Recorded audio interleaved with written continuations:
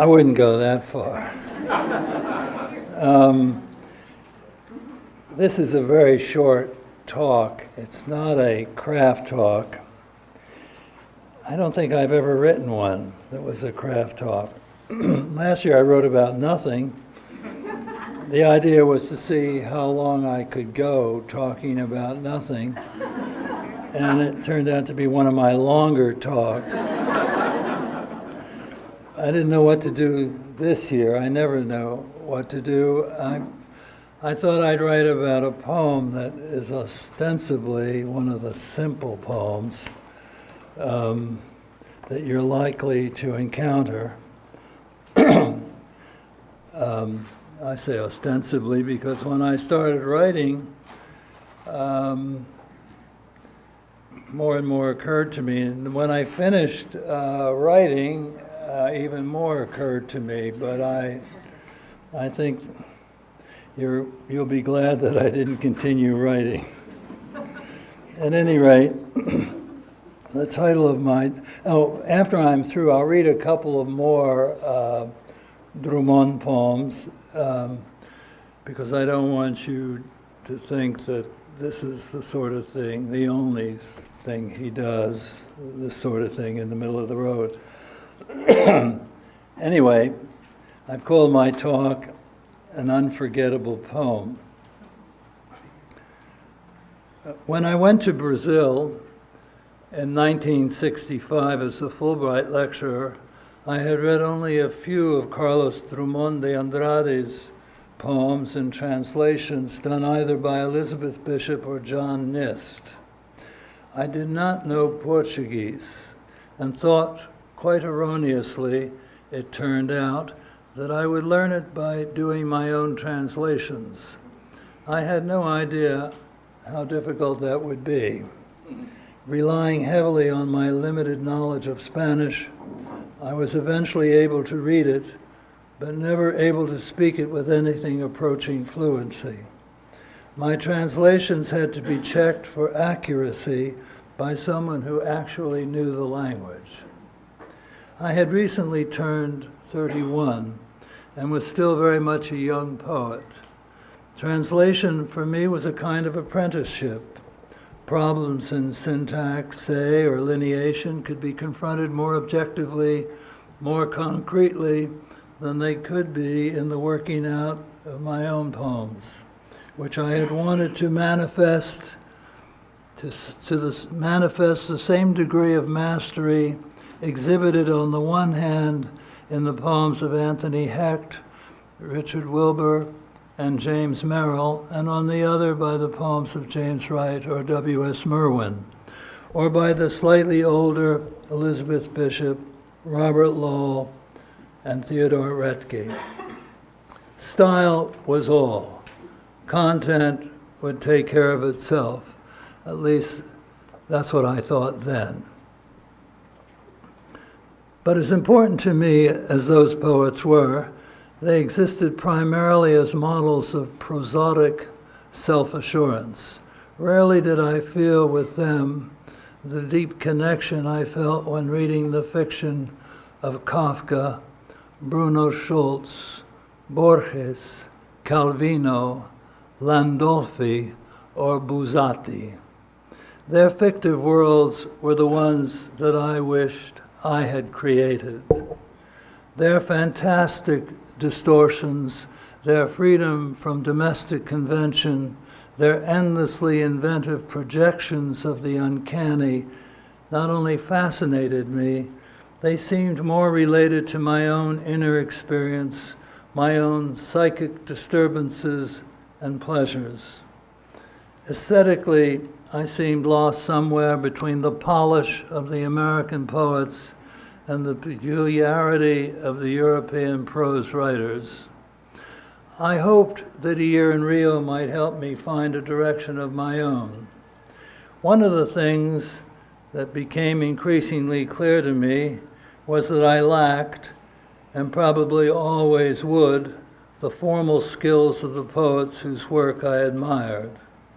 Although from time to time I would still write in rhyme and meter, the majority of the poems I wrote that year were in free verse and exhibited in their strangeness the influence of the European fantasists.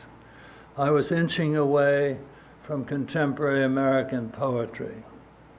Translating Carlos Drummond was a pleasant distraction.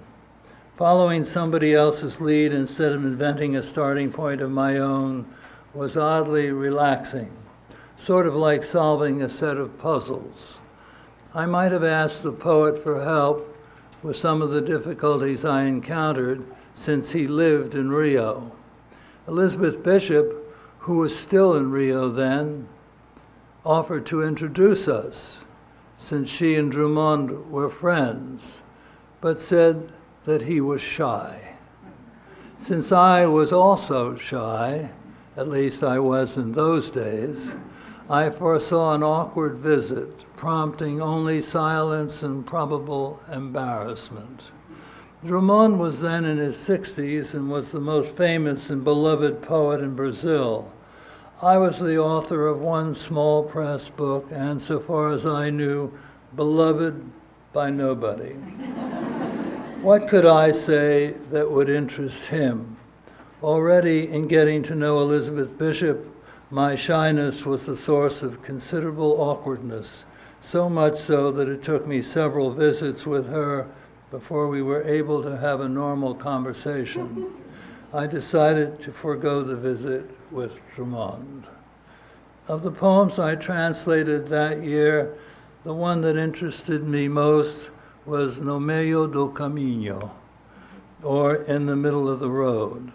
I was unavoidably struck by the repetition of the same phrases, by how quickly and effortlessly the poem kept reassembling itself.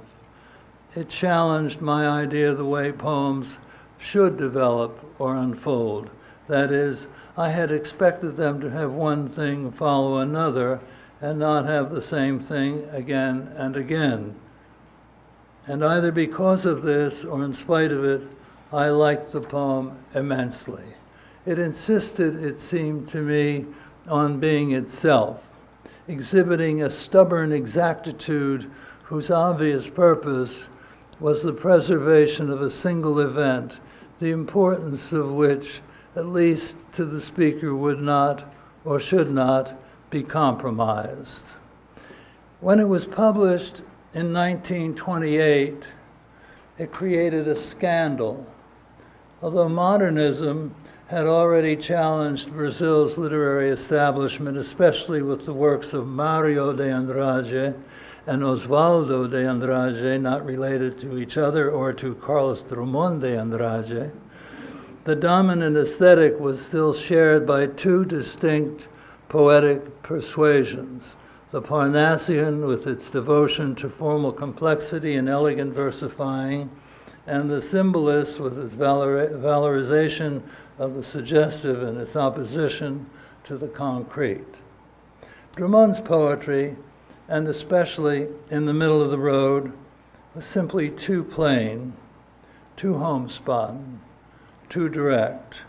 But the resistance was short-lived. Largely because of Drummond's influence, modernism quickly became the dominant force in Brazilian letters. On the surface, it would appear that In the Middle of the Road has much in common with some of the writing of Gertrude Stein. Its repetitions, however, seem less aggressive, less extended, and somehow less self-consciously and studiously experimental. I felt an affection for Drummond's poems that I never felt for any of the work of Gertrude Stein. Other poems by Drummond that I translated that year, though intensely moving in some cases, did not compel me in the same way. They were, for the most part, easy to follow narratives rooted in the sorrows of daily life, charmingly and often humorously told. They were accessible, whereas I wasn't really sure how I was meant to understand In the Middle of the Road. That was in 1965. The translations I did that year went into a folder and were put away with other unfinished projects. By 1970, I had published Reasons for Moving and Darker, and had developed, or so I thought, a voice that was more assured and more in line with what I hoped it would be. Although I was still interested in what American poets were writing, I became more interested in the writing of Eastern Europe, thanks in large part to the sudden availability of translations. My interest in Latin American writing was also broadened. I was inspired to have another look at the Drummond poems I had translated and to try to finish others that had given me problems. Once again, I was struck by the uniqueness of In the Middle of the Road, and I found, as I had before, that its repetitions were restorative. It is one of those poems that refers to an experience while calling attention to itself as the vehicle for that experience. The stone stays in the middle of the road because the poem keeps putting it there. This time, however, the poem seemed comically grandiose in its memorializing an event that would be forgettable by any reasonable standard, except that it does what many lyric poems do, rescue an ordinary event from certain oblivion. As it memorializes, so it memorizes. That is, it's as if the poem were memorizing itself, allowing the subject, the stone in the road, and the content, the speaker's determination to never forget, to form, if possible, a single unforgettable gesture. There was something else about this poem which occurred to me and which I am embarrassed to say I had overlooked when I first read it. That is, not only does it poke fun at the Brazilian literary establishment, but it also declares an association with the Divine Comedy. No meio do caminho is as close as one can imagine to nel mezzo del camin. But there the similarity ends. Dante was to begin an immense journey that would begin in hell and culminate in a spiritual reunion with Beatrice, and in an uncharacteristic humility in which he admits to being incapable of describing the radiance and transcendent purity of paradise. Drummond's journey is the inverse of Dante's. There is no radiance, there is no Beatrice, no Saint Bernard, no jewel-like flowers, etc. It is clear that Drummond unable to get beyond the stone goes nowhere. His journey is the backward one of recollection, going back again and again to the moment of encounter, the stone whose size cannot be known, but whose power is immense, as if it were transfigured into a psychic wall, is an inescapable presence that reduces the rest of the world to a vague and shadowy possibility. And where, we might ask, is the poem's speaker in relation to the stone? He too, in order to accurately gauge the centrality of the stone, must be in the middle of the road, suggesting perhaps that, like Dante, he is at the imagined midpoint in his life. And what of the void that surrounds the event? Where does the road go, and through what sort of terrain? The absence of features, trees, meadows, hills, farms, what have you, only isolates the event, enlarging it and erasing the world that surrounds it. The event also exists in temporal isolation. Nothing leads up to it. Nothing follows it, but the injunction to remember it. Again, I put my Drummond translations away. In 1970, this is my autobiography. In 1973, My translations of Raphael Alberti were published in another book of my own poems. A year or two later, Dan Halpern at Echo Press asked me about the Drummond poems he knew I had been working on. I had translated only 14, but he thought that would be the perfect size for a chapbook. I spent a short while polishing what I had. The chapbook was published in 1976, but In the Middle of the Road was not in it. In some ways, it was the easiest of the poems to translate. The repeated lines offered no problem, and it is hard to imagine that translations of them would differ even slightly. The differences occur in the first and third lines of the second stanza. The translation on the handout was done by Elizabeth Bishop, and of the three translations that I know, it is the best, and as it happens, the most literal. The worst one was done by me. I took liberties I should not have, changing the first and third lines to the future tense. I also normalized the charming eccentricity of "in the life of my fatigued retinas" to "in the lifetime of my tired eyes." My justification for the change was to make the line sound more conversational. What I had not realized was that I was also making it so bland that whatever idiosyncrasy it possessed was sadly done away with. And also done away with was the possibility of grasping something about the personality of the speaker who may have used retinas to suggest that he was educated and that what he says should not be taken lightly. That's dubious. So I did not include the poem in the chapbook because I was uncertain of how to solve the problem of fatigued retinas. Elizabeth Bishop clearly had no problem, which struck me as too showy, too specialized, too Latinate, and quite out of kilter with the rest of the poem. But at the same time, I felt inexplicably drawn to the very thing that detracted from its tonal and rhetorical unity, its awkwardness. But it was not only my inability to know how to deal with fatigued retinas that held me back from the poem's inclusion. It had much to do with uncertainty, as much to do with uncertainty about how to finally understand it.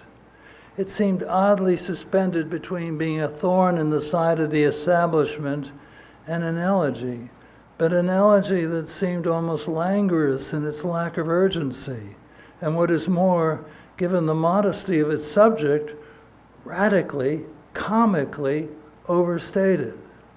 Another perplexing feature of the poem was that its repetitions created the illusion of economy instead of its opposite. And finally, there was the problem of the dimensionless stone. How serious could the poem be if we knew so little of the event that offered itself to remembrance? Was elegy being satirized? Perhaps. And if so, the poem, despite its avowed purpose, becomes very much an abstraction. To expect more information would be to literalize the event, and it would be a mistake to allegorize it as some have by saying that there is a stone in the middle of the road of every life, overlooking the fact that the stone is a pedra, not a pedra grande, not a boulder.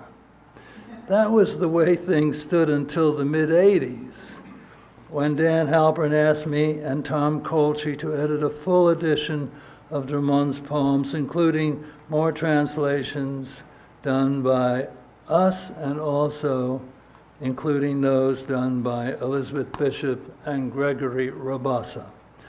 I translated 7 more poems and they were the last poems, I believe, that I translated by anybody. My uncertainty about the middle of the road did not reappear. In fact, I wondered why I had spent so much time worrying about it. It now seemed perfectly clear that the road and the stone were imagined and had their origin entirely within the poem. It is the act of imagining them that should not be forgotten. This is what the poem insists on, making a clever case for its own continued existence as an unforgettable poem. And just as it would have it, I have not forgotten, nor am I likely to, that in the middle of the road there was a stone in the middle of the road. I'll read you a couple more. That's the end of my talk. Now I'll read.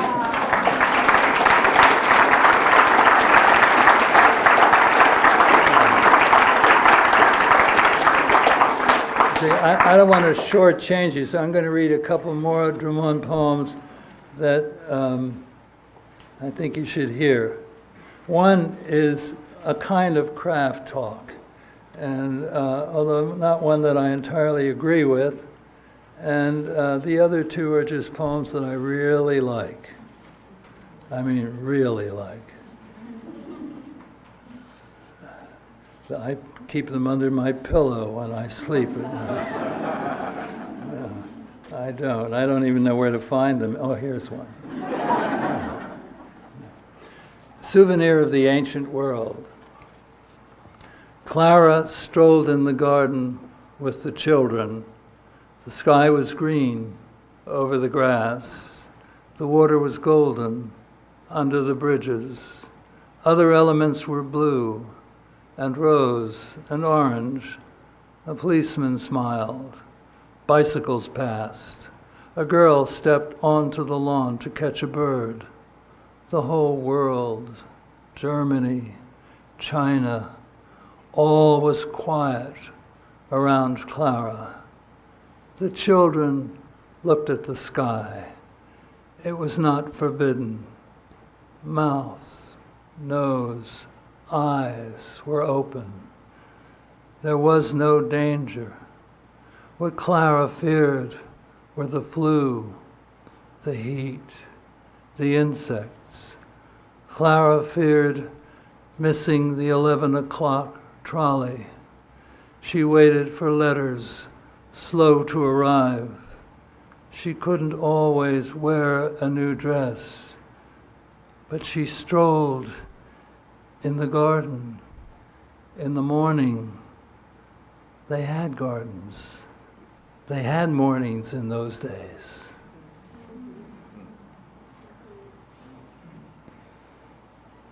Here's another one, a little short poem called Boy Crying in the Night. In the warm, humid night, noiseless and dead, a boy cries. His crying behind the wall. The light behind the window are lost in the shadow of muffled footsteps, of tired voices. Yet the sound of medicine poured into a spoon can be heard. A boy cries in the night behind the wall, across the street, far away. A boy cries in another city, in another world perhaps.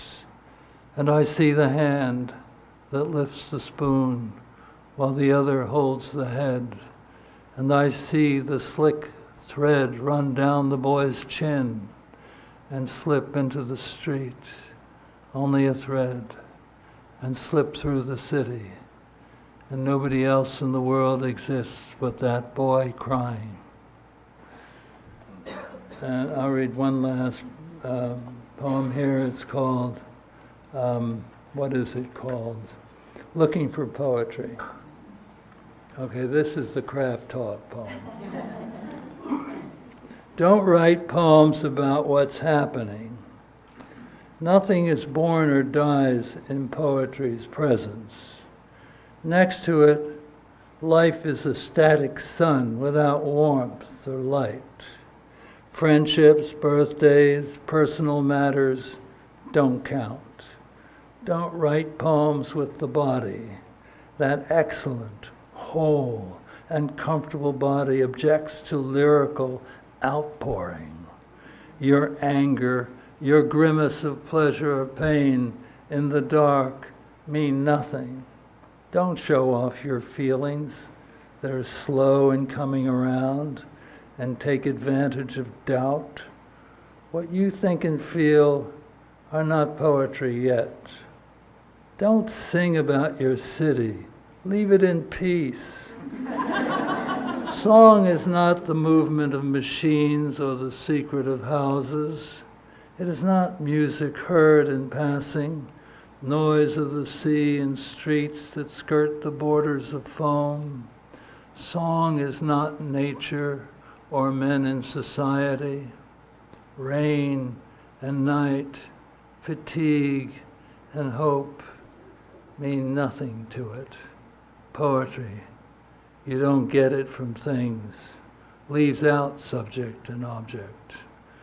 Don't dramatize, don't invoke, don't question, don't waste time lying, don't get upset. Your ivory yacht, your diamond shoe, your mazurkas and tirades, your family's skeletons, all of them worthless, disappear in the curve of time. Don't bring up your sad and buried childhood. Don't waver between the mirror and a fading memory. What faded was not poetry. What broke was not crystal. Enter the kingdom of words as if you were deaf. Poems are there that want to be written. They are dormant, but don't be let down. Their virginal surfaces are fresh and serene. They are alone and mute, in dictionary condition. Live with your poems before you write them. If they're vague, be patient. If they offend, be calm. Wait until each one comes into its own and demolishes with its command of words and its command of silence. Don't force poems to let go of limbo. Don't pick up lost poems from the ground. Don't fawn over poems. Accept them as you would their final and definitive form, distilled in space. Come close and consider the words, with a plain face hiding thousands of other faces, and with no interest in your response, whether weak or strong. Each word asks, did you bring the key? Take note.